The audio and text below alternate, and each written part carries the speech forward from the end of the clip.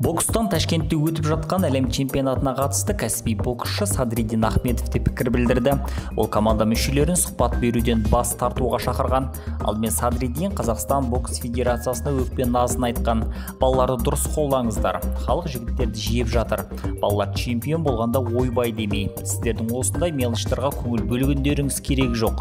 Балалар ең үлкен деңгейде бокстасуына мүмкіндік беріңіздер.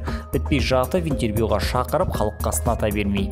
Өмірде сынып жатса, барып көмек беріп, жағдайын жасайтын адамдарға ұқсамай деп жазды ол. Сондай-ақ Ахмедов жеңілген боксшыларды сынайтын адамның көптігіне ашуланып, оларды сұхбат бермеуге шақырды. Әлем чемпионатына қатысып жатқан батырларға, жарыс жолына шықпаған боксшыларға айтарым, интервью бермеңдер. Тек жарыс аяқталғанда беруді сұраймын. Өйткені біздің елде сыншы, білгіш ағайындарымыз жетерлік екенін білемін. Еңбектеріңді көрмей, сәл шалынсаңдар, жерден алып жерге тығатындар көп.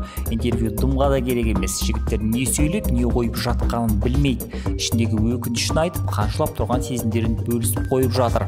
Біздің білгіш журналистеріміз хайп жинау үшін салып қойып жатыр.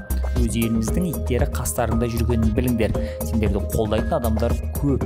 Қолдайтыны қолдайды, қалғаны халық жауынан кем қылып жатқан жоқ деп жазды боксшы.